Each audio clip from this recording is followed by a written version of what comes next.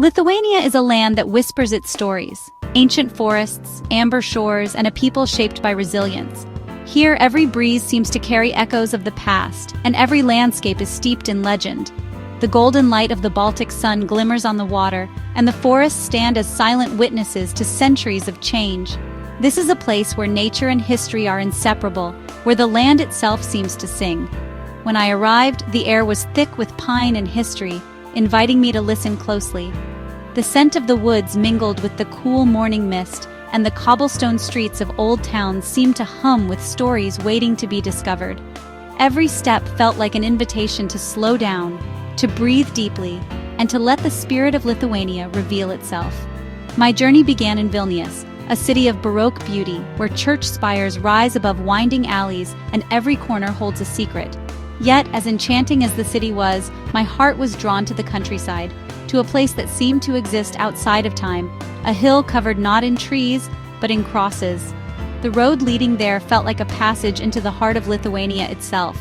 The idea was captivating. What compels people to create such a place? What stories do these thousands of crosses hold?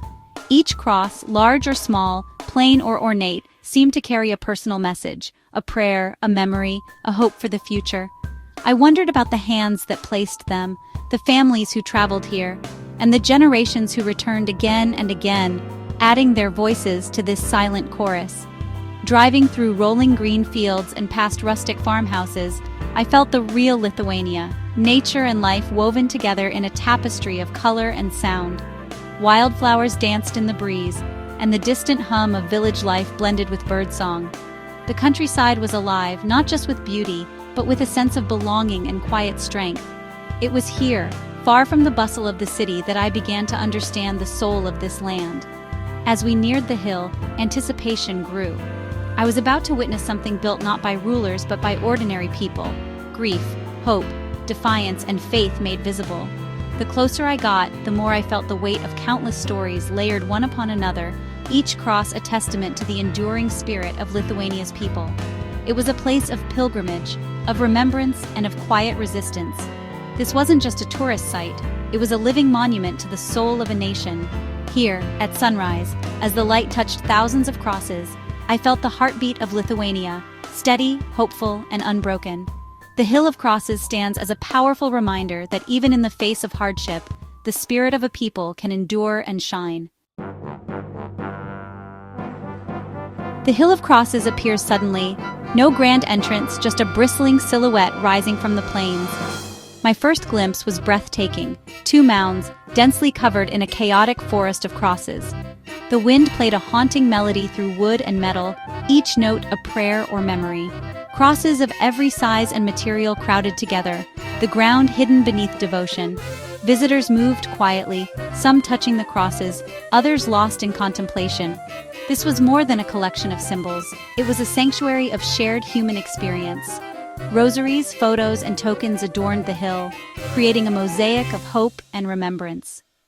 I paused, overwhelmed by the beauty and gravity of this place.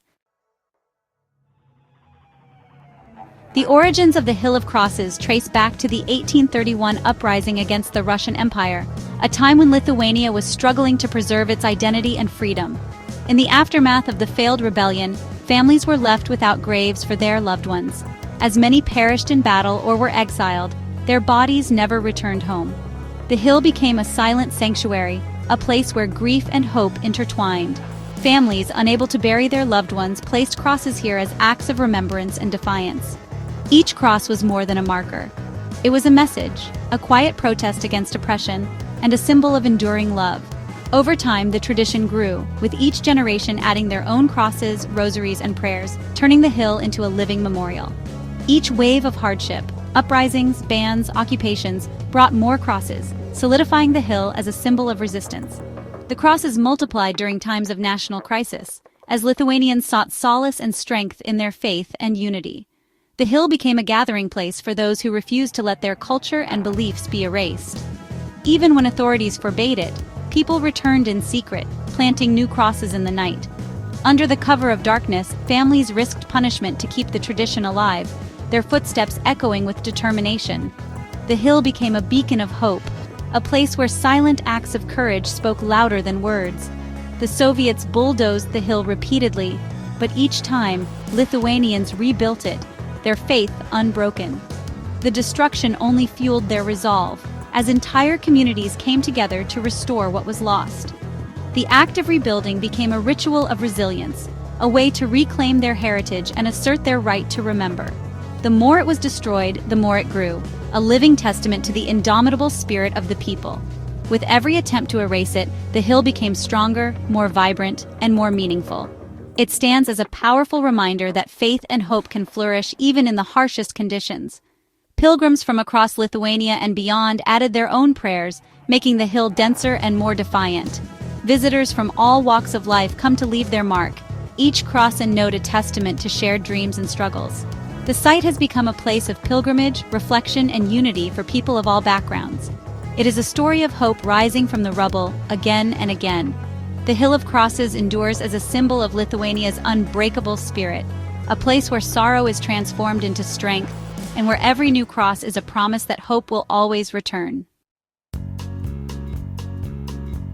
The Hill of Crosses became the heartbeat of Lithuania's struggle for freedom. Planting a cross was a silent protest, a declaration of identity under occupation. Despite KGB patrols and harsh punishments, people risked everything to add their symbol of faith. This collective defiance forged a powerful bond between the people and the hill. When Pope John Paul II visited in 1993, he called it a place of hope and sacrifice, cementing its global significance. Today, the hill is a living monument. Schools visit, families honor ancestors, and the nation remembers its hard-won freedom. For Lithuanians, it's not just history, it's a source of pride and a promise to future generations. The hill stands as a reminder, their identity will never be erased. Lithuania was the last country in Europe to convert to Christianity, and its pagan roots run deep.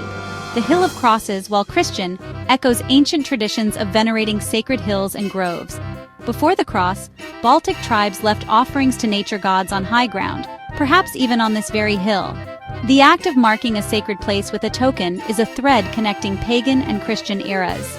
Traditional Lithuanian crosses often feature sun wheels and geometric patterns, symbols older than Christianity.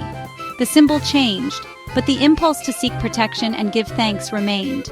This continuity gives Lithuanian culture its unique depth, a tapestry where old and new beliefs intertwine. The crosses are both Christian and beautifully, unmistakably pagan. The fusion of old and new is alive in the customs around the hill. Here, centuries of tradition are woven together, creating a tapestry of belief that is both deeply personal and profoundly communal.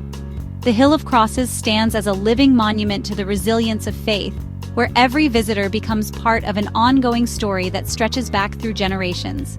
Visitors tie ribbons to crosses, a practice rooted in ancient folk traditions, each ribbon a wish or prayer. This act, simple yet meaningful, is a way for people to leave a piece of themselves behind, hoping their hopes and dreams will be carried by the wind. The ribbons, bright and fluttering, add color and movement to the hill, symbolizing the ongoing dialogue between the past and the present. Leaving a cross, no matter how small, is believed to bring blessings, drawing even non-religious visitors to participate. For many, it's an act of remembrance or gratitude, a way to honor loved ones or mark a personal milestone. The sheer number of crosses, from intricately carved wooden ones to simple twigs, speaks to the diversity of intentions and backgrounds represented here. Nature is revered here. The wind is seen as ancestral voices, sunlight as a blessing, echoes of the old Baltic worldview. The landscape itself becomes part of the ritual, with the elements believed to carry prayers skyward. The interplay of light, shadow, and sound creates an atmosphere that feels both sacred and timeless. The hill welcomes all, regardless of faith, blurring lines between religion, folklore, and personal spirituality. People from around the world come here, each bringing their own beliefs and stories. Yet all are united by a shared sense of wonder and respect. It's a place where boundaries dissolve, and the universal search for meaning takes center stage. It's a place where everyone can feel the power of devotion and endurance.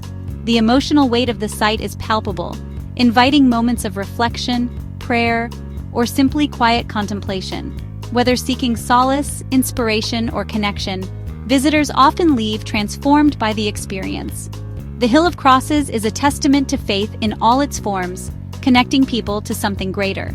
It stands as a symbol of hope, resistance, and unity, reminding us that even in the face of adversity, the human spirit endures and finds ways to express itself. Here, ancient and modern, pagan and Christian, coexist in harmony.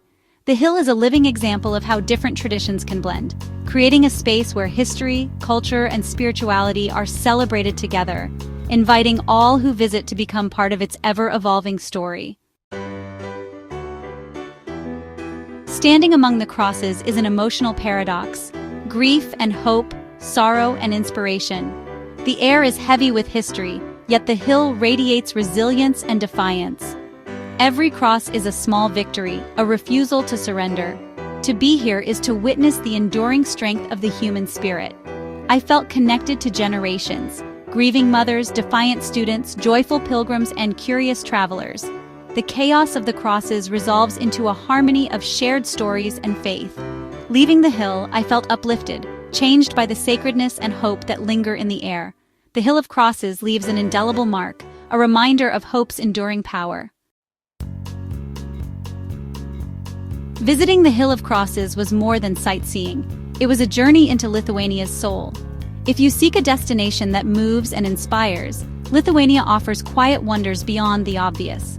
Explore its forests, castles, and most importantly, its people, warm, dignified, and shaped by history. Lithuania rewards those who look beneath the surface. Travel here is a pilgrimage into deeper stories. The Hill of Crosses embodies resilience, memory, and the power of collective faith. It's an experience that stays with you, teaching lessons in history, art, and spirituality. Come with an open heart and let Lithuania reveal its secrets.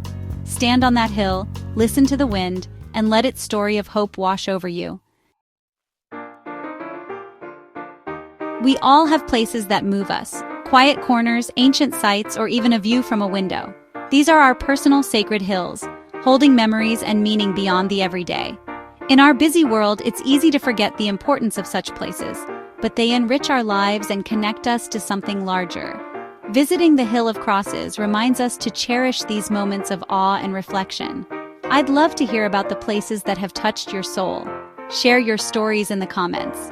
Let's create a collection of sacred places, celebrating the beauty and resilience of our world. The best journeys lead us not just to new places, but to a deeper understanding of ourselves and each other.